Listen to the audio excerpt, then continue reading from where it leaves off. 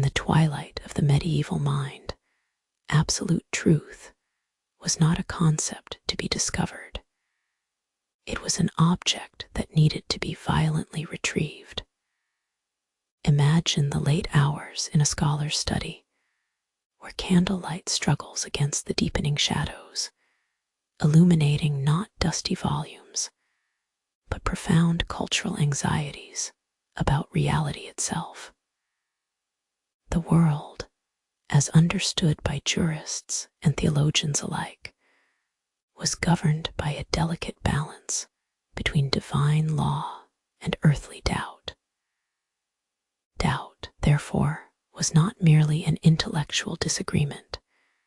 It was a structural failure, a crack in the very foundations of society that threatened to let in chaos. And what did medieval society believe could staunch such a wound? Only absolute certainty. Law became, in this sense, fundamentally epistemological. It wasn't just about assigning blame or administering punishment. It was a desperate, systematic attempt to know unknowable truths, the guilty mind hidden behind layers of fear and denial. The oath, the sacred vow sworn before God and man, represented the highest form of commitment, the ultimate guarantee of one's soul. To swear an oath meant aligning oneself with divine order. To break, it was not merely a legal transgression, it was sacrilege. But oaths are notoriously slippery things. Human testimony is fickle.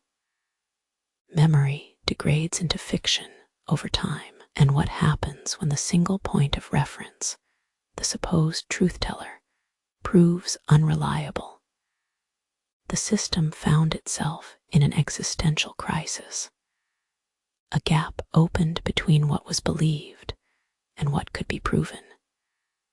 And to fill that vacuum, to force clarity from the fog of human deception, the instruments of physical pain were developed and meticulously maintained as necessities. They transitioned from mere tools of coercion into accepted cultural mechanisms for narrative construction. The goal, therefore, was rarely simply punishment. It was extraction. Extraction meant pulling not just a confession, but a complete account of reality itself. It demanded the absolute submission of the body to validate the truth of the spirit. As we move away from these academic discussions and closer to the cold metal artifacts housed in the museums of today, we must try to suspend our modern sensibilities. We must adopt an anthropological detachment, viewing these implements not with shuddering repulsion, but with a detached curiosity toward the societal pressures that legitimized them. To understand the devices, the rack, the thumbscrews, the water cupping bowl, one must first accept their original purpose.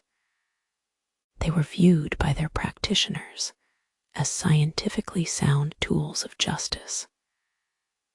In their world, pain was simply data.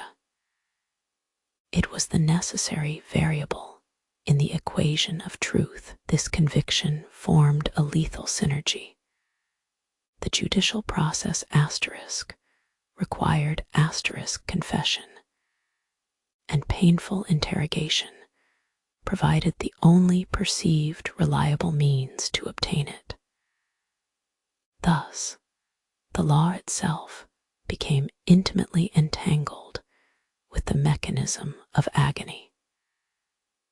The physical suffering was not seen as collateral damage. It was the central, essential component of due process, and this realization changes our entire understanding of what justice meant, shifting it from a balanced scale of accountability toward an agonizing quest for definitive narrative closure. The pursuit of absolute truth is a profoundly human endeavor, and for much of history, if the law was to function, it needed certainty. When testimony proved fragile, when memory faltered under stress, or when malice cloaked itself in convincing innocence, the legal system faced a crisis of epistemology. It could not simply suspend judgment.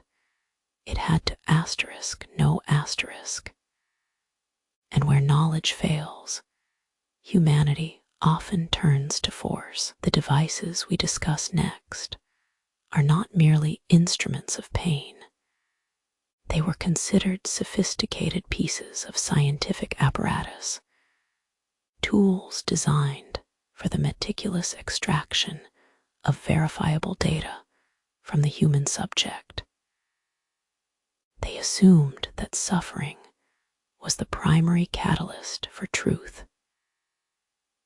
This flawed premise gave birth to a mechanical empathy, an understanding, or rather, a misunderstanding of the human spirit's breaking point. If Chapter 1 established the need for absolute certainty in medieval jurisprudence, this chapter examines the actual hardware of that need. We move away from philosophical debate and toward the cold, clinical reality of design and application. These implements were crafted with bewildering ingenuity. They spoke to a mastery of leverage, anatomy, and material science that defies our modern ethical framework. To look upon them now is to confront not only historical cruelty, but also a profoundly misguided rationality. The range of these devices demonstrates a pattern. The mechanical application of pressure applied systematically to weak points in the human body. Consider the simple, yet devastating efficacy of the thumbscrew. This device, seemingly basic, required only an understanding of axial compression and bone fragility. By slowly tightening the metal bites around the tips of the digits, the perpetrators could achieve excruciating pain with remarkable control. The goal was not just suffering. It was a crescendo of escalating discomfort designed to breach psychological resistance and force a confession through sheer physiological compromise. It is the controlled conversation between iron and bone. Then there are implements that capitalize on simple physical mechanisms like branding irons or heated metal plates. These were tools of permanent marking, used not just for punishment, but often as legal proof. A burn mark could authenticate ownership, or more tragically, confirm a spiritual transgression deemed to be branded upon the soul itself. The logic followed that if a crime was metaphysically corrupting, its evidence must be physically rendered irreversible. It is brutal record keeping. As we explore these artifacts, curving rods, levers of wood, and iron restraining straps, we are forced to adopt an academic detachment, a necessary emotional distance. We analyze the screws, the fulcrums, and the adjustable tensioners with the cold precision of engineers examining structural weaknesses. The discussion centers on mechanics. How much torque could be safely applied? What was the optimal pressure gradient to elicit maximum cognitive distress without causing immediate death, thus preserving the suspect for interrogation? This clinical lens allows us to view these devices less as instruments of pure sadism and more as poorly understood forms of early behavioral technology. They were meant to manipulate human psychology through controlled physical degradation. The ingenuity here is disturbing because it suggests a systematic approach to despair. The process was never instantaneous. It was gradual, designed to make the victim an active participant in their own unraveling. This slow build-up, the minute turning of a screw, the gentle stretching of a joint, is what we might call mechanical empathy. It implies that even suffering could be predictable, measurable, and ultimately useful for the state. The pain was anticipated, accounted for, and utilized as a commodity. The body became the ultimate laboratory. Even seemingly specialized devices, such as those related to water cupping or localized draining, reveal this same underlying principle: the systematic depletion of reserves. Whether it was physical exhaustion through forced kneeling or the psychological terror induced by confinement, every device aimed at finding the precise breaking point, the moment when the will surrendered and only survival remained. The system believed that truth, like liquid, would eventually seep out under sufficient pressure. These devices taught medieval society a horrifying lesson about human resilience. That certainty was purchased with agony. They reveal a culture obsessed not just with order, but with asterisk proof asterisk of order. And in the absence of modern scientific methods, psychological profiling, forensic evidence that does not rely solely on written confession, the body itself became the ultimate witness stand. The testimony extracted through pain possessed a perceived authority far exceeding the mere word of an oath-sworn man. The artifacts before us are thus historical documents themselves. They do not merely recount acts of violence. They narrate a worldview, a belief structure, where suffering was rationalized, engineered, and ultimately commodified in service of justice. This machinery, whether literal iron or purely conceptual distress, reflects the ultimate human failing: the inability to accept ambiguity.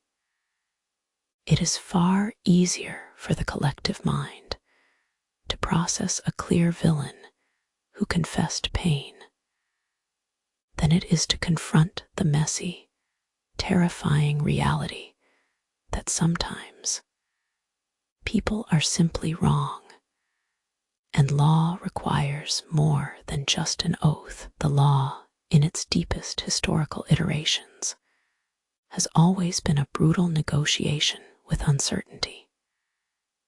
It is predicated on the assumption that human testimony is inherently flawed, painted by fear, motivated by greed, or simply incapable of grasping the cold, hard edges of absolute fact. But when the stakes are matters of treason, heresy, or even simple theft carrying the penalty of death, this ambiguity becomes an existential threat to the entire social order. What good is a law that cannot definitively prove guilt? To survive, society had to institutionalize proof itself. And in the medieval world, where scientific methods were nascent and philosophical certainties often gave way to religious dogma, absolute certainty was considered not just desirable, but an ultimate necessity, a necessary cruelty.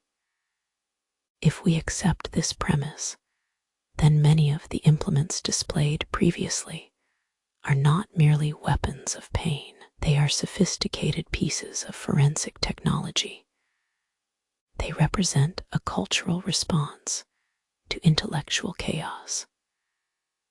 The tools were designed not for pleasure, but for mechanical epistemology, the systematic extraction of verifiable knowledge through physical duress.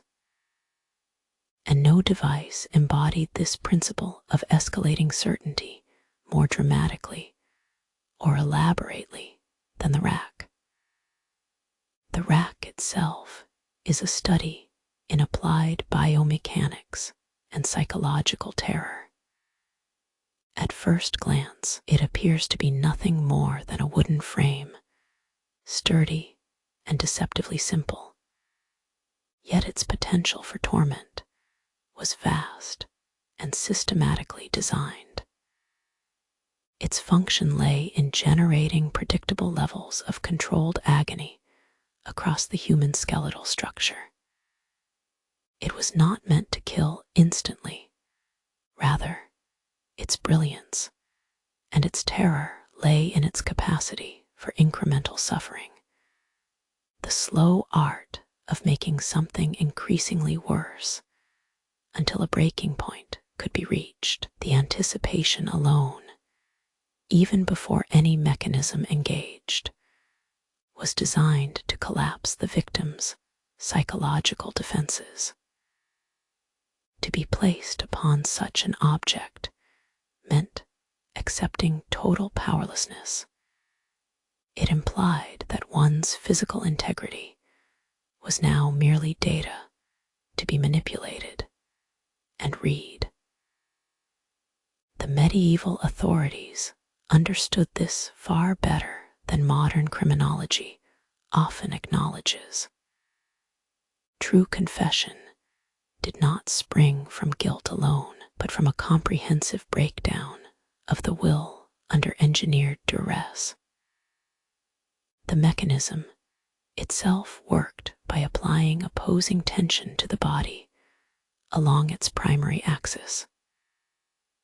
By utilizing ropes and winches attached to points across the limbs, the ankles pulled outward, the wrists yanked backward, the knees stretched against their natural alignment. The rack forced the ligaments and joints beyond their intended elastic limits. This was not random violence, it was a controlled structural violation. The initial experience, in theory, might be described as intense stretching or extreme discomfort. The tendons protest, muscles strain, and the bone structure screams a warning of systemic failure.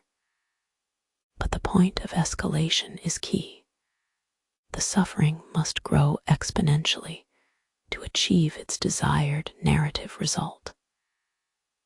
As the tension increases, the body begins to adapt, to scream not just in pain, but in surrender. Discomfort transitions into agony. Agony necessitates truth. The systematic nature of the stretching ensured that every single structure, every sinew, every ligament, every joint capsule was implicated in the process. There was no corner or reserve strength left untouched by the ordeal. It became a total sensory overload engineered to shatter the subject's ability to maintain internal resistance. This is where the spectacle truly crystallized, the rack transformed from a mere tool of interrogation into a formalized, almost ritualistic performance piece, an art form made of agony. To watch another human being subjected to such meticulous violation was not just entertainment. It was confirmation for the onlookers and authorities alike that the system worked. It was proof visible in sweat, strained muscle, and whispered admissions. Look how swiftly resistance dissolves when faced with calculated structural defeat. The pain became a highly effective narrative accelerant. It stripped away pretense, forcing the suspects' internal conflicts, their ambiguities, their doubts, their carefully maintained lies to surface in a raw, unprotected form. Consider the anatomical reality as well. A body subjected to the rack experiences a complex cascade of trauma. The nerves fire signals that flood the system, overwhelming pain receptors, until the only way to stop the onslaught is through compliance. It was a brutal symphony played against biology itself, tuned precisely to the limits of human endurance. Furthermore, the systematic violation of peripheral joints and limbs could induce profound disorientation, clouding judgment even before any physical breaking point was reached. The subject's mind, deprived of its physical anchoring points, began to unravel. The institutional acceptance of this method reveals a darker aspect of medieval jurisprudence, that they viewed reality as something that needed not just confirmation, but physical proof. Doubt itself was treated as an intolerable crime, suggesting that the gap between knowing and absolute certainty was an abyss into which society would fall.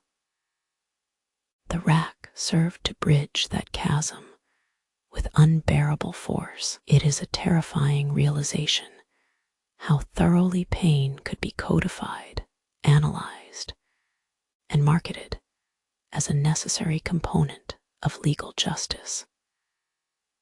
The implements we study today, the thumbscrews, the irons, and especially the magnificent brutality of the rack, are not relics of sadism merely. They are artifacts of an entire belief system, a structured, deeply flawed epistemology that assigned excruciating physical suffering the highest value in the pursuit of ultimate truth. They tell us less about the malice of men than they do about the profound, chilling desperation of a civilization struggling desperately to define certainty itself. If the medieval mind was captivated by the iron and the biomechanics of suffering, it was equally fascinated by the fluid, by water.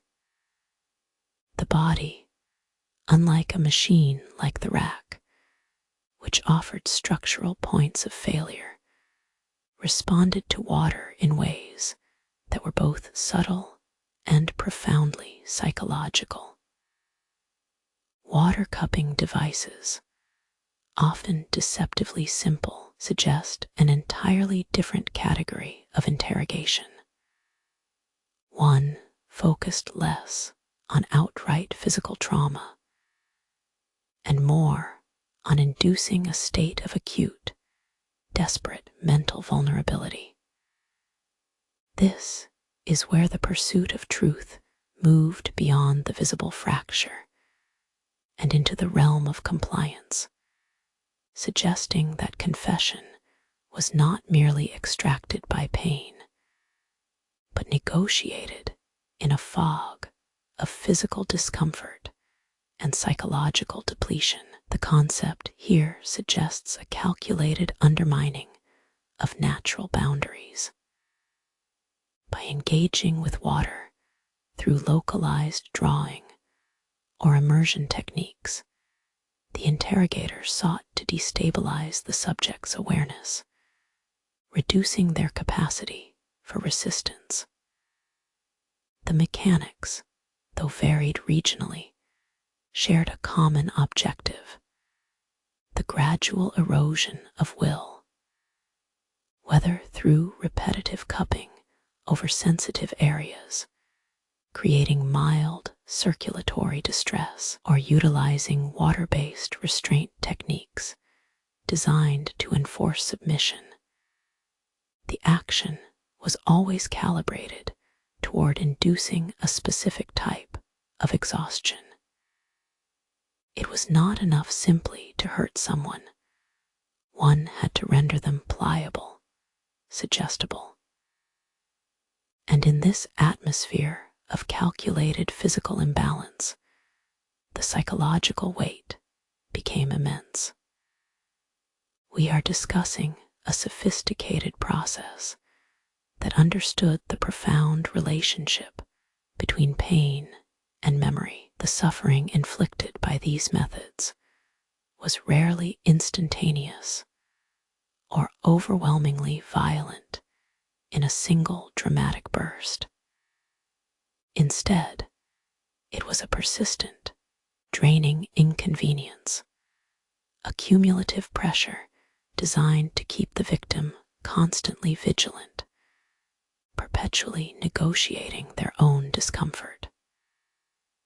This low-grade, chronic distress proved more effective than immediate agony because it allowed the subject's mind to become its own worst tormentor. Consider the accused facing not just physical hardship, but a meticulous, dehumanizing routine of compliance.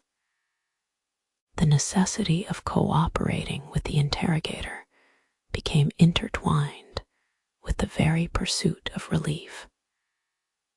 Every utterance, every submission was an immediate cessation or deferral of distress.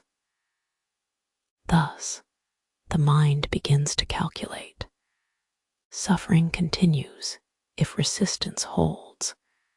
Suffering ceases if truth is offered. The incentive structure was brutally clear and inherently persuasive within the framework of late medieval justice.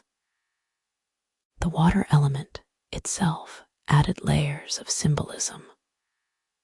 Water has been universally associated with purification, cleansing, and revelation. To subject a person to it, in this context, to use its properties, both for mild physical distress and psychological manipulation, transformed the interrogation into a ritualistic parody of spiritual reckoning. The confession became less an act of historical record-keeping and more a supposed pathway back to grace. The guilt was not just admitted, it was ritually washed away at the cost of self-incrimination. This system represents a remarkable anthropological paradox: the institutionalization of suspicion so profound that the judicial process needed tools for mental disintegration as much as they did implements for bone breaking. It reveals a society obsessed with closed loops, where every question had an answer, where ambiguity was a sin punishable by slow torture, and where the absolute narrative closure was more valuable than objective truth itself. These specialized techniques forced confession not out of moral conviction, but from sheer, sustained fatigue. The body's exhaustion dictated the will's surrender. It was the sweet taste of guilt that this chapter explores, the moment when the rational, self-preserving part of the mind opts for the definitive narrative simply to make the discomfort stop. This bargaining chipped away at legal rights and personal integrity until only the desperate need for cessation remained. The resulting testimony, while sometimes accurate, was often deeply tainted by the mechanisms of induced psychological collapse. The water cupping devices and similar duress methods teach us that in the eyes of medieval law, truth was not something discovered, it was a contaminant to be extracted. And if you could sufficiently exhaust the vessel, mentally, physically, ritually, the contaminated substance would eventually precipitate out, giving the appearance of indisputable clarity. It was a desperate choreography of human cruelty and societal need, turning jurisprudence into both science and spectacle, where the deepest shame was marketed as the ultimate form of peace. The courtroom, by all accounts, was designed to be a theater of solemnity, a bastion of reasoned debate and immutable law. Yet, beneath the veneer of judicial procedure lay a far more volatile reality, a public performance where the deepest truth was considered the most valuable commodity. This was not simply about determining guilt or innocence. It was about narrative completeness. For medieval society, justice demanded closure, and that closure had to be visually witnessed and audibly confessed. The methods examined so far, the mechanical strain of the rack, the anatomical compromise of the thumbscrews, were concerned with physical evidence designed to stress the body into revealing its secrets. But those implements focused on what asterisk a person could withstand. The water-based interrogations, however, targeted something subtler, more ephemeral: the will. They aimed not for structural failure, but for systemic mental fatigue. The principle of the trial by water was simple in concept, profound in psychological cruelty. It capitalized on the fundamental weakness of human endurance, the ability to negotiate one's own reality when faced with constant, low-grade distress.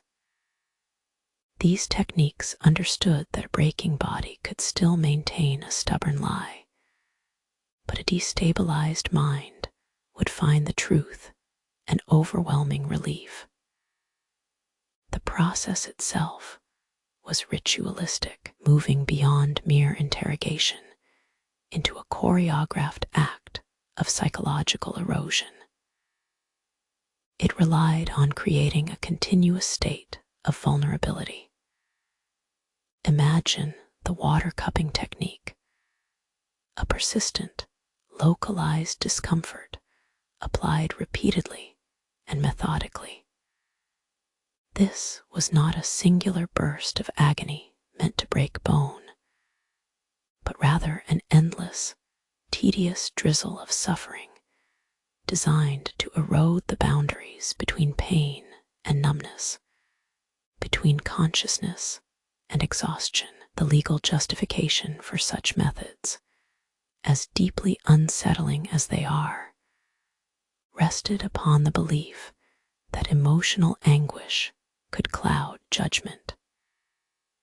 If the accused was repeatedly denied comfort or subjected to a stimulus just below the level of outright panic, their capacity for sustained deception would eventually fail. The state thus legitimized its inquiry through the deployment of controlled psychological torment. Confession in this context ceased being an admission of guilt and transformed into a negotiated surrender. It became a desperate bargain struck by the suspect. Confess to something accept pain, and gain release from uncertainty. The narrative value attached to this confession vastly outweighed the actual ethical cost. A public confession provided all necessary components for judicial peace. It was definitive, dramatic, comprehensive, and most importantly, witnessed to be cleared of suspicion, or at least to have a final story recorded by the state, was exponentially more desirable than retaining an ambiguous freedom. The consequence of these techniques, therefore, was not merely physical trauma. It was the systemic commodification of sanity. The value system dictated that an absolute, verifiable account, even one extracted through duress, held greater societal weight than objective reality or individual mental integrity. Truth became a negotiable good, exchanged for peace and closure. The interrogation room became less a place of justice and more a stage designed to elicit a cathartic performance. The spectacle served multiple functions. It provided satisfaction to the fearful citizenry who desired simple answers, reinforced the absolute power of the judicial apparatus, and most subtly established an enduring cultural understanding that uncertainty was far more terrifying than truth itself. This process taught medieval jurisprudence to prioritize narrative over evidence.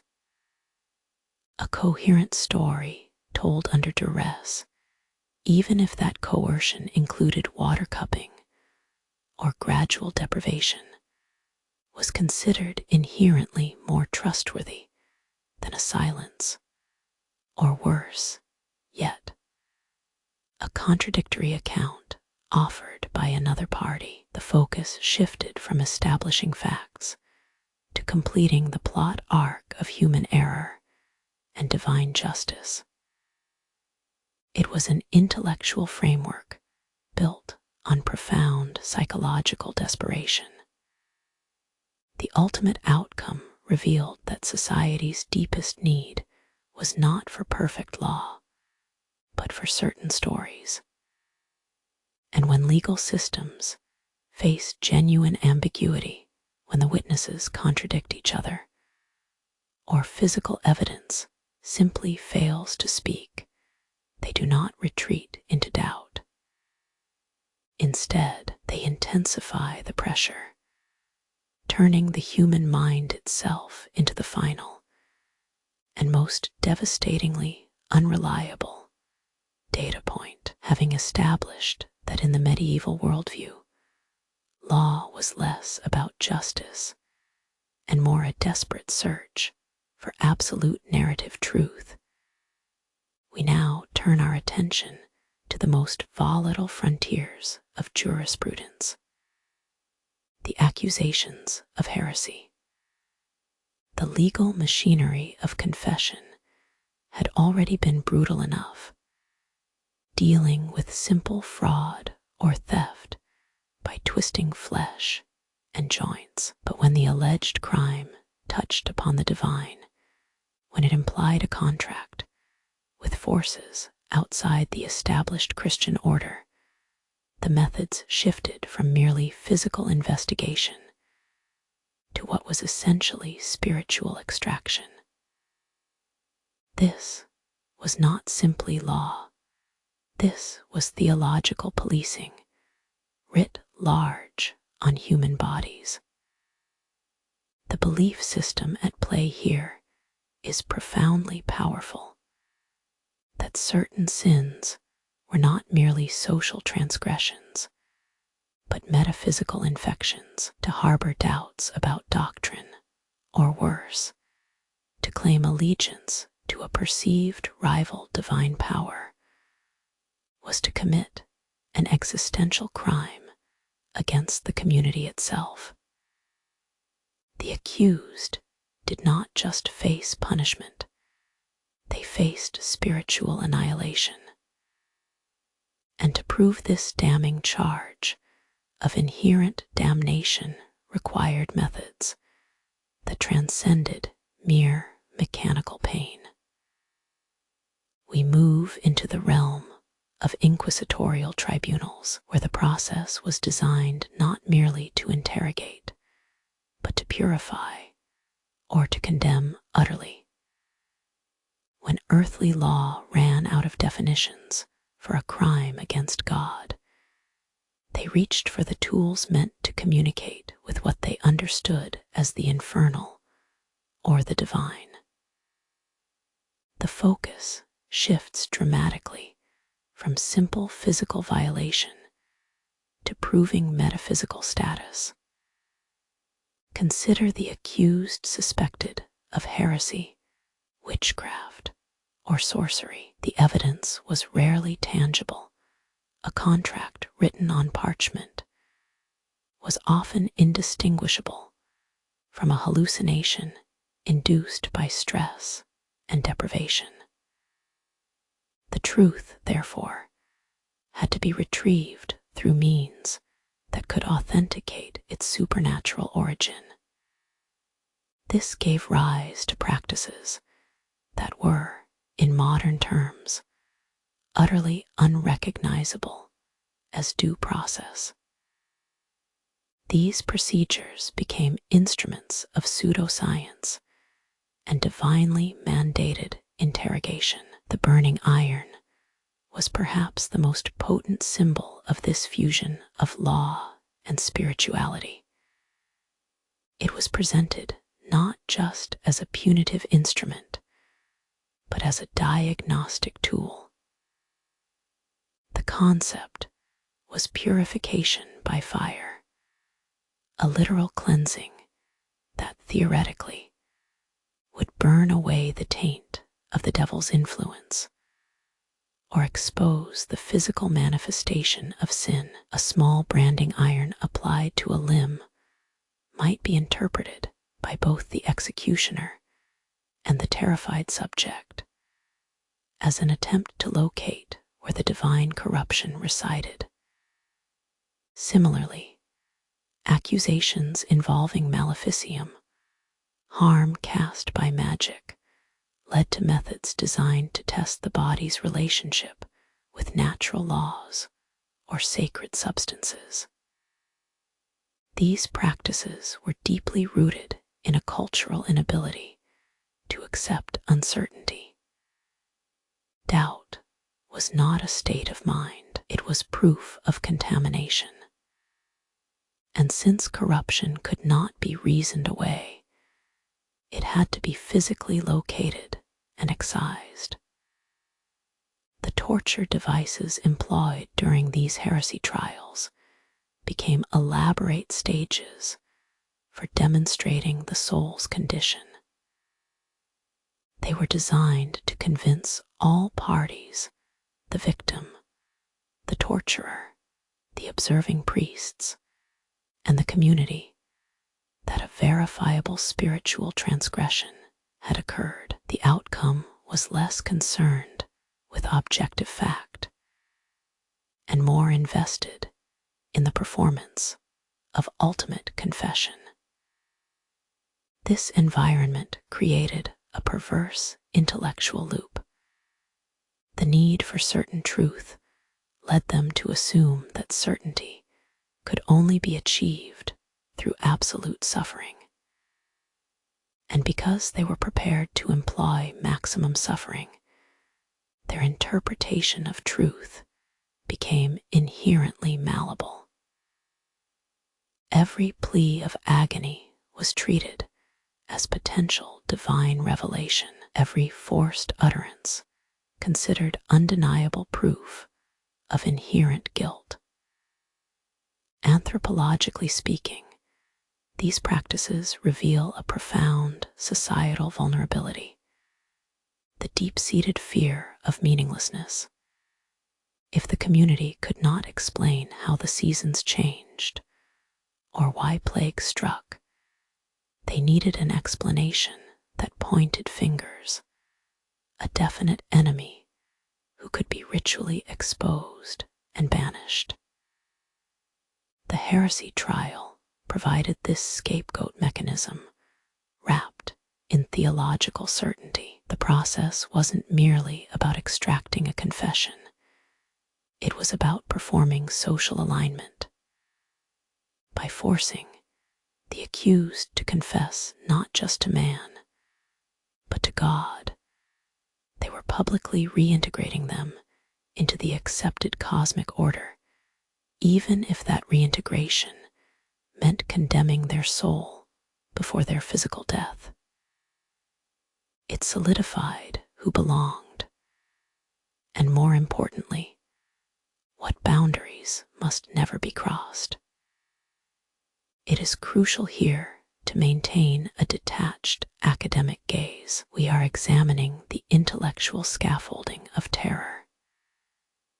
These were belief systems, structured legal mechanisms, and cultural anxieties, all converging on a single point: the body.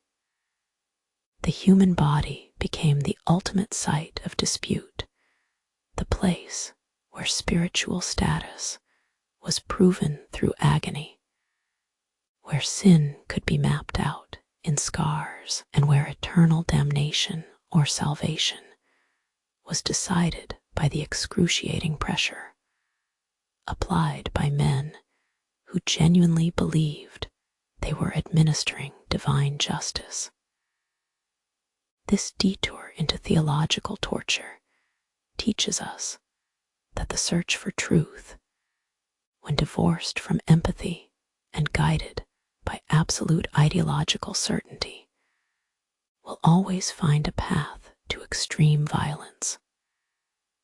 It reminds us that the greatest danger is often not simply malicious intent, but the institutionalized belief in one's own unquestionable moral and legal superiority. In the previous chapters, we have systematically analyzed the mechanisms of pain. We looked at the physical science of the rack, the brutal elegance of the thumbscrew, and the engineered despair induced by water-based techniques. These tools were never arbitrary. They represented entire systems of belief, systems that valued verifiable agony over abstract justice. But to focus solely on the mechanics is to miss the fundamental question. Why? Why did pain become such a trusted source of knowledge? We must lift our gaze from the instruments themselves and examine the human heart that devised them, both the tortured hand and the curious one that designed them. This final reflection asks us to shift entirely from anthropology to psychoanalysis. It is a deep dive into the enduring psychology of suffering. Our inquiry becomes less about what these devices did and more about what they revealed in our own cultural anxieties. The core premise throughout medieval law was not merely achieving justice, but mastering uncertainty. Uncertainty, whether theological, political, or personal, represented an existential threat to the social fabric. A lie could unravel a community, doubt could challenge divine order. Therefore, truth, the singular, verifiable narrative, was seen not as something discovered through reasoned argument and evidence, but as something forcibly extracted, like precious metal mined from unwilling flesh. The suffering was thus framed not as punishment for wrongdoing already known, but as the necessary payment to acquire knowledge itself. This elevates pain from a consequence into a commodity, placing human agony at the very center of legal epistemology. Consider this cultural framework. If life and truth were viewed as commodities, then sustained pain functioned as the ultimate catalyst. It was a pressure cooker for souls, designed to force an absolute resolution. The body was merely the canvas upon which this drama of certainty unfolded. The resulting confession, therefore, carried the weight of physical violation. It seemed undeniable because its price had been measured in agony. This provided both profound comfort and dangerous reassurance to society. As long as suffering could be administered, ambiguity could be eliminated. But where does that leave us? It forces a confronting question about the human capacity for self-deception, the collective agreement to believe that extreme suffering was somehow proportionate to absolute truth. We must confront not only the cruelty of the system, but the deeply ingrained cultural asterisk, logic asterisk, that permitted it. This logic was built upon the pretense that pain could distinguish between genuine remorse and coerced narrative. It operated on a fundamental misunderstanding of consciousness, the assumption that in moments of duress, the will to survive would inevitably yield to the immediate need for peace, regardless of its ethical cost. The psychology of this phenomenon is startlingly resilient. We see echoes of it today in fields far removed from the medieval courtroom, in intense media scrutiny, in political polarization, and even in modern self-flagellating forms of truth-seeking. The pattern remains. When faced with uncomfortable or inconclusive reality, human institutions are inclined to seek a definitive narrative closure, regardless of how brutally manufactured that conclusion might be. The enduring appeal, the dark curiosity we find ourselves examining, lies in our own profound need for structure. Pain, systematically applied, provides a horrifying but tangible structure. It has rules. This much force causes this level of pain. This specific confession ends the suffering. This predictable escalation is far more comforting than the terrifying chaos of an undefined truth. To submit to the torture process was paradoxically to engage with a form of brutal predictability. You knew what the next stage entailed, even if you didn't know the outcome. The structure itself became part of the terrible ritual.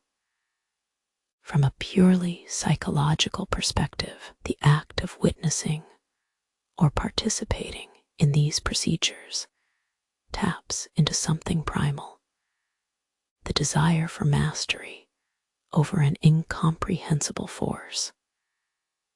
By understanding and classifying pain, by systematizing its application, as demonstrated by the engineering behind the rack, the community believed it was mastering chaos itself. They were not merely extracting confessions, they were practicing a form of cultural self-mastery. The torture devices were ultimately sophisticated instruments designed to manage collective anxiety. This understanding changes our modern ethical skepticism. It moves us beyond simple condemnation and into a complex critique of human epistemology. We must recognize that the appeal of these systems lay not in their capacity for cruelty, but in their advertised promise, the promise of ultimate clarity. The confession, regardless of its truthfulness, offered narrative resolution, a definitive ending to a terrifying legal vacuum. The Renaissance perspective, and indeed many eras that followed, were consumed by this quest for certainty. Doubt was not merely intellectual, it was spiritual heresy. And when doubt threatened the foundation of law or divine order, pain became the primary tool of reconciliation. It was seen as a form of painful purification, an ordeal that restored moral symmetry to a damaged world. The most disturbing reflection is recognizing the subtle line between cultural necessity and systemic violence. The systems did not spring from malice alone. They often sprang from profound intellectual discomfort, a genuine inability to live with I don't know.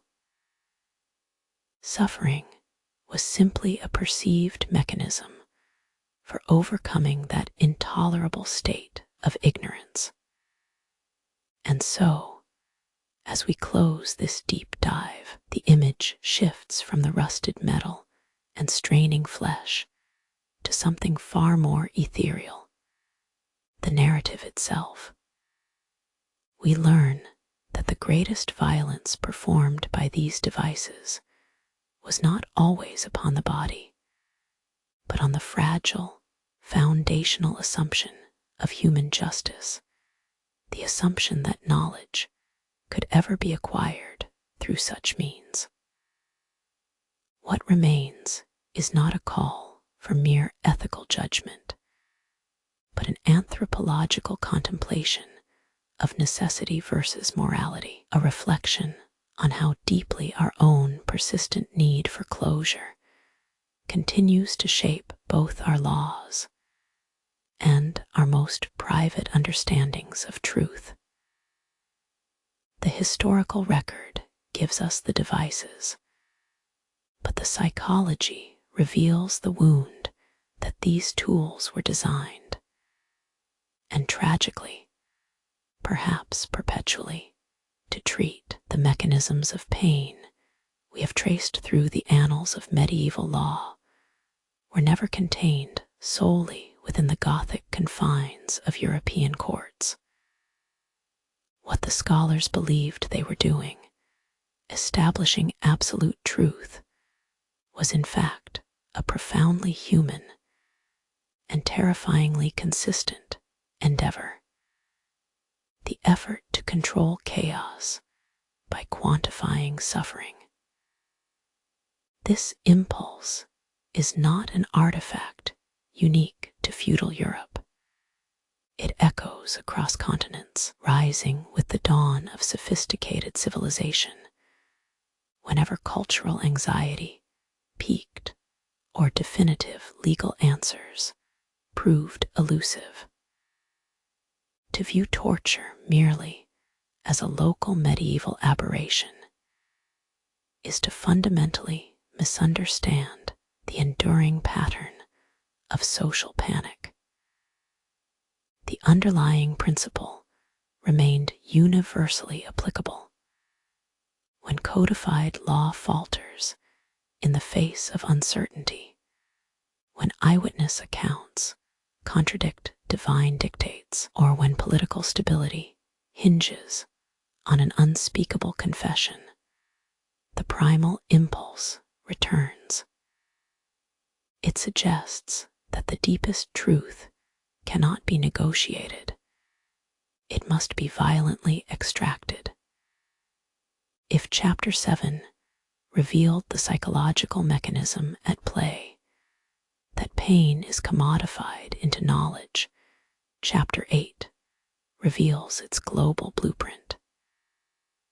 We observe this same obsessive quest for verifiable proof in vastly different cultural contexts, proving that the architecture of coerced truth transcends geography and time. The fundamental belief that unbearable physical duress will force a confession mirroring undeniable reality is an anthropological constant. The ancient Near East provided many such examples. Think of judicial practices across Mesopotamia and later into certain Islamic legal traditions where mechanisms for establishing fault or verifying sacred oaths extended beyond simple punishment. These systems were deeply concerned with maintaining not just order, but the cosmic balance between humanity and divinity. A lie was often treated as a spiritual failing, requiring a physically administered test to purge its falsehood. In many early civilizations, truth was less about objective fact and more about restoring sacred harmony. The physical suffering of an accused individual became the visible metric by which community moral health was measured. The law thus integrated spiritual accusation with mechanical procedure. The body did not simply bear pain, it served as a public ledger for sin. The enduring nature of these practices can be seen in periods spanning Asia, particularly in dynastic courts where political legitimacy was always suspect. When the empire faced existential threat, accusations of treason or sedition required confessions that were utterly conclusive. In these settings, the methods of extraction, be they physical duress, ritualistic ordeal, or psychological manipulation, were meticulously structured to appear just and necessary before the populace. The global trajectory reveals a surprising regularity. When certainty is needed for political survival, the state apparatus becomes immensely skilled at treating pain, not as an end in itself, but as a highly specialized technology. It was seen as a calibrated instrument designed to induce systemic breakdown, forcing the narrative out of the subject's own will. The core lesson drawn from this global survey is that these systems are less about crime fighting and more about boundary maintenance. They define who belongs to the community, those whose words bring closure, and those who threaten its integrity. The torture apparatus, across every culture we examine, serves primarily as an ultimate mechanism of social classification. It is the public confirmation of adherence through suffering. The spectrum of coercive methods also diversified beyond mere mechanical stretching. In parts of Mesoamerica and other indigenous cultures, the concept of truth was often tied to cosmic sacrifice or spiritual equilibrium. The individual confessing might not just be apologizing for a sin against man, but for upsetting the delicate relationship between humanity and the divine order itself. The physical pain became a form of restorative ritual. This global examination forces us into an unsettling pattern recognition. We see that whether employing specialized interrogation tools in medieval Bohemia or utilizing formalized ritual ordeals in ancient empires, the underlying motivation was structurally identical: to elevate narrative certainty above moral justice and institutionalize suffering as the primary source of authoritative knowledge. These cross-cultural comparisons peel back the layers of local color, the specific design of the rack, the particular rituals involving water to reveal the skeletal universal truth. The method is adaptable. The cultural need for definitive closure is perennial. It speaks to a profound and dangerous human vulnerability, our desperate collective yearning for an ending that satisfies. We demand not just justice, but narrative resolution. And if pain, ritualized and highly structured, was perceived by society as the only reliable pathway to achieving that satisfying conclusion, then the institution of agony persisted, forever dressed in the scholarly robes of law. We have established throughout this journey that suffering was seen as a transaction, a dangerous exchange, where physical anguish bought intellectual certainty. It is a model of epistemology built upon absolute coercion. This leaves us suspended on an ethical precipice. We have charted the mechanics, mapped the cultural justification, and viewed the global pattern. Now we must confront the immense chasm that separates the scholarly distance required to analyze these practices from the visceral revulsion they inspire. The ultimate question is not how it worked, but how such belief, the conviction that agony could reveal objective truth, could have flourished so comprehensively, drawing its authority from deep-seated fears and cultural anxieties that modern jurisprudence has systematically dismantled. We have traced the geometry of suffering across centuries and continents. We have analyzed the mechanics of truth extraction, the rack, the thumbscrew, the systematic violation of body integrity itself.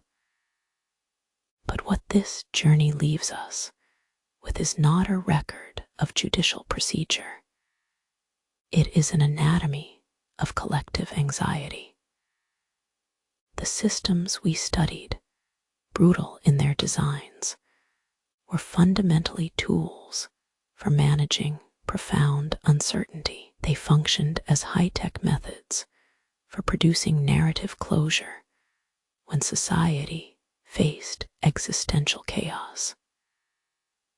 Our historical gaze has been utterly focused on the physical architecture of pain, the leverage points, the materials, the documented suffering.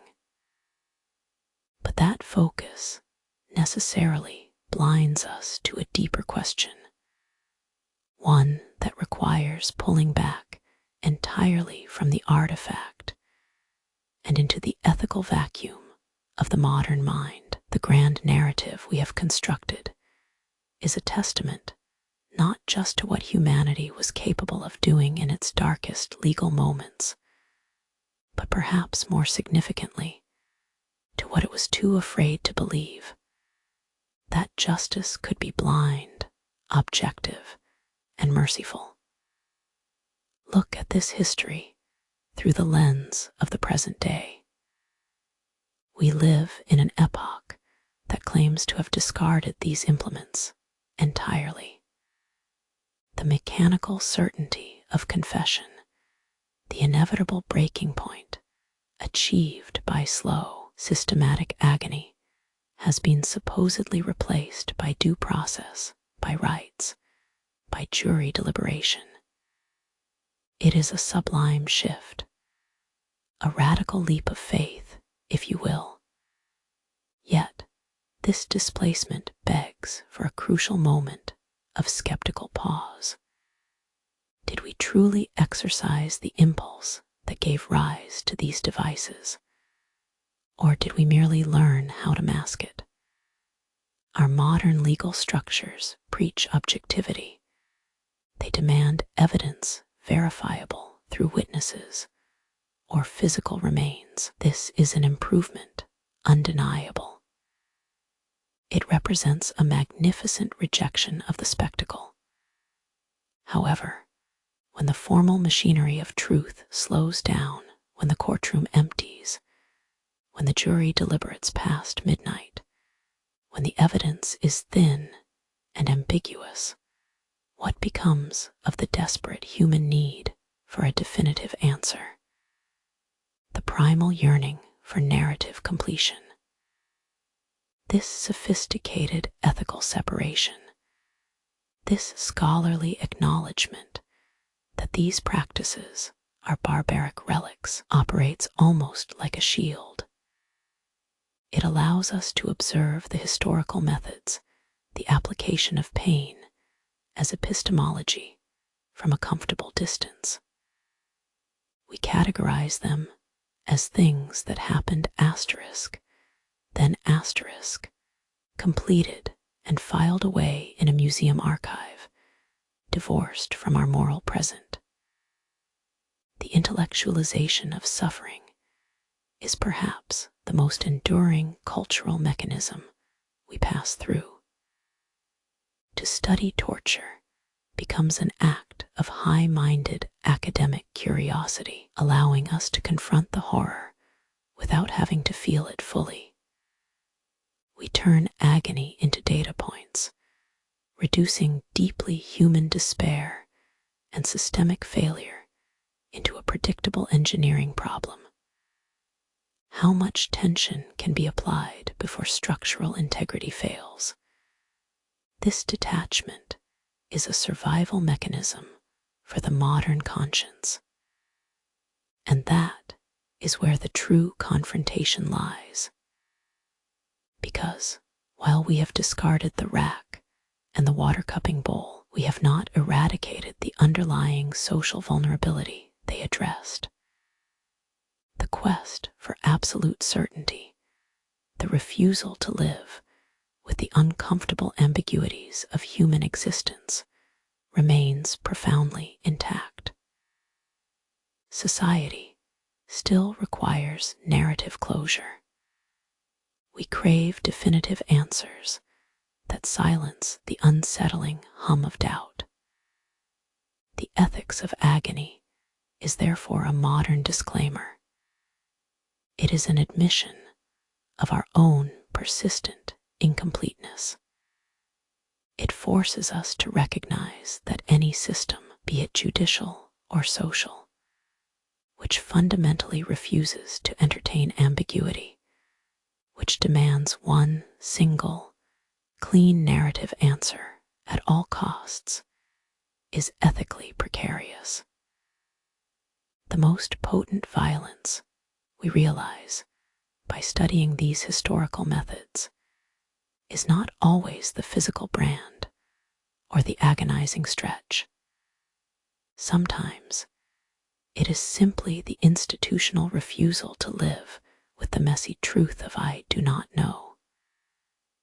We have seen how pain was commodified into knowledge in antiquity, during the medieval period, and across various global cultures. The enduring message is unsettlingly consistent. When confronted by profound uncertainty, humanity has a recurring temptation to measure and control that uncertainty using suffering as its ultimate arbiter. The journey through these methods, therefore, should not end with moral condemnation alone. It must conclude with a deep-seated questioning of our own intellectual comforts. We commend the law today, yes, but we must also acknowledge the persistence of the underlying human condition, the perpetual struggle to achieve absolute narrative resolution. And that struggle, regardless of how refined our modern legal language becomes, remains fundamentally as desperate and potentially violent as any oath taken under duress in a dimly lit medieval hall. We stand at the edge of this history, surrounded by artifacts and theories, a mountain of excruciating knowledge. We have mapped the mechanisms of pain, the controlled tension of the rack, the subtle erosion of water-based interrogation, the spiritual diagnostic fires meant to purify the soul. What we have done here is catalog a brutal language, the vocabulary of absolute certainty. The scholarly distance we maintained throughout this journey was not merely academic, it was protective. It was a necessary barrier to observe how deeply and consistently humanity has conflated suffering with truth. We saw time and again that in the face of legal ambiguity, when doubt proved too costly for a society predicated on rigid binaries, guilty or innocent, pure or corrupt, the temptation was always to choose the most reliable source of certainty: agony. The systems we examined were not merely punitive, they were fundamentally epistemological. They did not seek vengeance in the modern sense. They sought narrative closure. They required a definitive answer that could silence the unsettling noise of maybe. And what better way to achieve that absolute narrative closure than through calibrated, systematic suffering? The confession itself became less an admission of guilt and more a commodity, a purchased ticket out of the profound discomfort of uncertainty. And this is where the deepest historical lesson resides. We have outlawed the physical tools, the rack, the thumbscrew, the branding iron, and the institutional machinery built around them has largely collapsed under the weight of modern ethical reflection and empirical skepticism. Yet, what remains? The underlying psychological mechanisms that made these devices so potent. The core human drive we unearthed is the relentless yearning for certainty. We are pattern-seeking creatures who fear the blank space of I don't know. Medieval jurisprudence merely weaponized this universal existential dread. They did not invent suspicion. They simply found a highly effective, deeply traumatic mechanism to manage it. The greatest violence was never necessarily what stained the earth with blood, but rather the systematic effort to force clarity at the expense of objective reality. When we look back through the millennia, from the courts of Mesopotamia that mastered coerced testimony across Roman legal systems, through the fervent doctrinal paranoia of the Holy Inquisition, we see a single, enduring pattern. Human civilization, when faced with systemic breakdown or profound instability, tends to outsource its desire for answers to brute force. The pain becomes proof, suffering becomes data. It is a terrifyingly efficient form of social management. Now, in our modern context, the mechanisms have shifted.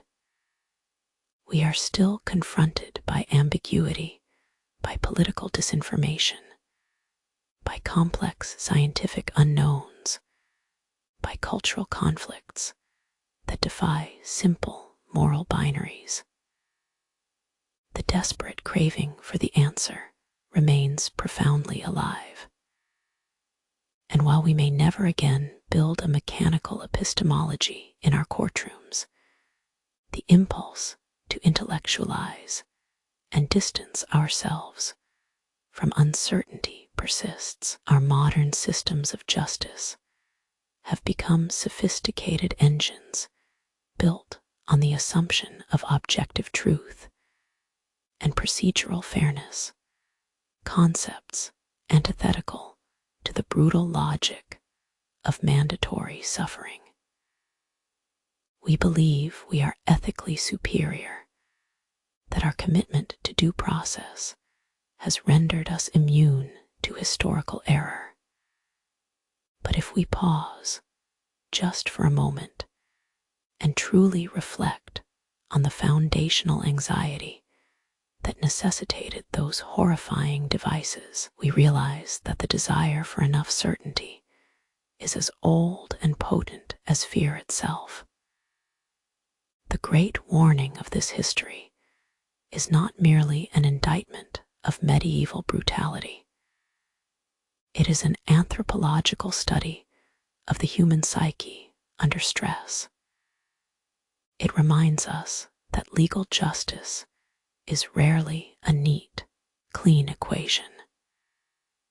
It is messy, uncertain, often ambiguous, and most critically, sometimes devastatingly difficult to live with. The tools of torture were the physical manifestation of a society's inability to bear ambiguity. They were brutal placeholders for an ultimate conceptual lack. Therefore, when we close this chapter, let us carry a profound sense of intellectual humility. We must remember that true justice, the kind that respects the inherent grayness of existence and accepts the occasional, unavoidable failure of understanding, is far more difficult to build than any legal edifice and infinitely harder to maintain. The ghost of that ancient yearning for absolute closure still haunts our deepest societal fissures. And that haunting is perhaps